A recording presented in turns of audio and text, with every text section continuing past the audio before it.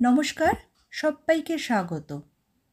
আজ আমি এনেছি একটি মিষ্টির রেসিপি। এই মিষ্টিটা কিন্তু আমরা ঘরে থাকা উপকরণ দিয়েই চটজলদি করে নিতে পারি, 10 থেকে 12 মিনিটের মধ্যে হয়ে যাবে। মিষ্টিটা করেছি গাজর দিয়ে। তো গাজর আমাদের ঘরে থাকে, এখন শীতের শেষ প্রায়, এখনও কিন্তু গাজর ভালোই বাজারে পাওয়া যাচ্ছে। তো চটজলদি বানিয়ে নিতে পারেন এই মিষ্টিটা, এমন কিছুই লাগে না, ঘরে থাকে সব উপকরণগুলোই। এখানে লেগেছে গাজর আর দুধ দিয়ে। মিষ্টিটা আমি একটু কেটে দেখাচ্ছি কতটা সুন্দর হয়েছে, একদম নরম আর খেতে অসাধারণ। আমি সবাইকে বলবো মিষ্টিটা একবার এভাবে করে দেখবেন, তারপর মনে করবেন যে কতটা সুন্দর লাগতে পারে।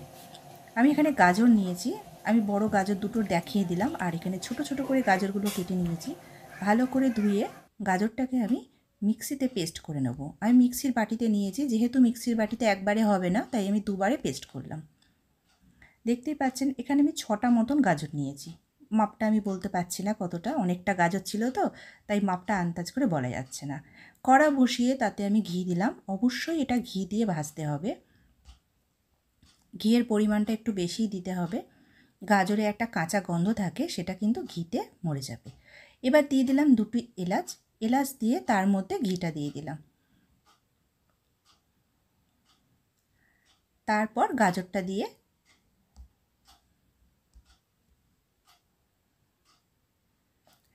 গাজরের মধ্যে অনেকটাই জল থাকে, যখন পেস্ট করেছি আরও অনেকটাই জল বেরিয়েছে। এবার সেই এক্সট্রা জলটা শুকনো করে নেব।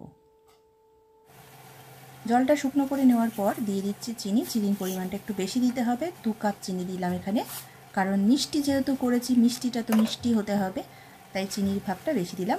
আপনারা যদি মনে করেন যে না মিষ্টি কম খাবেন, তাহলে মিষ্টির পরিমাণ কমিয়ে দিতে পারেন।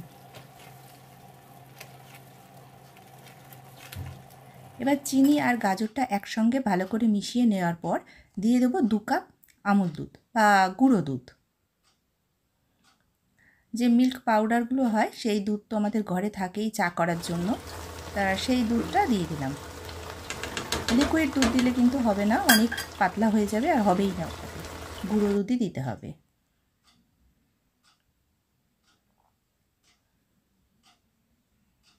এবার আমি রান্নাটাকে শুকনো করে নেব, একটা মণ্ডর আকার করে নিচ্ছি। দেখুন অনেক শুকনো হয়ে গেছে। এখানে দিলাম 5টি আমন্ড বাদাম আর 4টি কাজু বাদাম, আমি ছোট করে কেটে এর সাথে মিশিয়ে নিচ্ছি।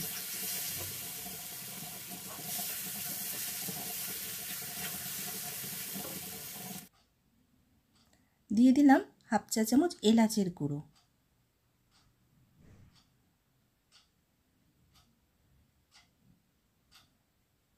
একটা ডোয়ের আকার হয়ে যাচ্ছে, আর যত ঠান্ডা হবে তত টাইট হয়ে যাবে, তাই ঠান্ডাটা আমি এবার করতে দেব।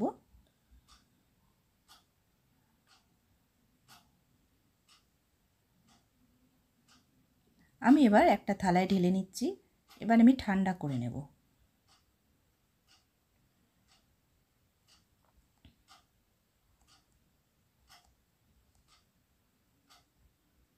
হাতে ঘি মাখিয়ে নিয়েছি, একদম ঠান্ডা হয়ে গেলেই খুব ভালো, শেপটা দিতে ভালো হয়, কিন্তু আমার এখনও খুব ঠান্ডা হয়নি, 5 মিনিট মতন হয়েছে, তারপরেই আমি শেপ দিতে চলে এসেছি, তাই হাতে কিন্তু গরম লাগছে।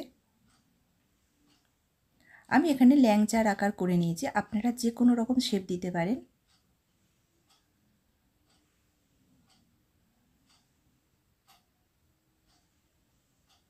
এখানে নিয়ে নিয়েছি গুঁড়ো দুধ, আর গুঁড়ো দুধের মধ্যে কোট করে নিচ্ছি। গুঁড়ো দুধের প্রলেপটা দিয়ে দিলে আরও শুকনো হয়ে যাবে, আর একটা দেখতে আর একটু সুন্দর টাইপের লাগবে, তাই জন্য দিলাম। আর এক্সট্রা দুধটা পরে ঝেড়ে দেব।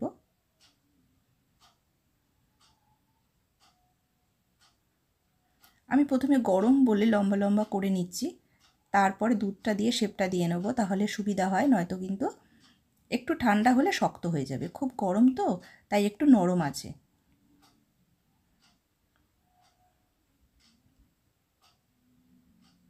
দেখুন তৈরি হয়ে গেছে আমার মিষ্টিগুলো।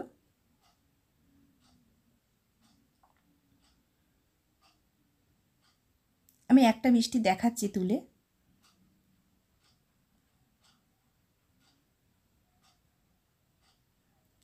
মিষ্টি তুলে দিতে দিতে মিষ্টিটা আমি খেয়ে নিচ্ছি, কিন্তু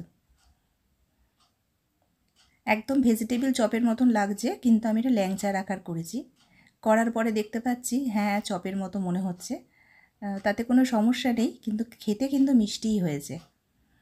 তো আপনাদের কেমন লাগলো অবশ্যই জানাবেন, আর একবার অবশ্যই এভাবে ট্রাই করবেন। ভালো থাকবেন, পাশে থাকবেন। আমি আবার কোনো নতুন ভিডিও নিয়ে আপনাদের মাঝে চলে আসব।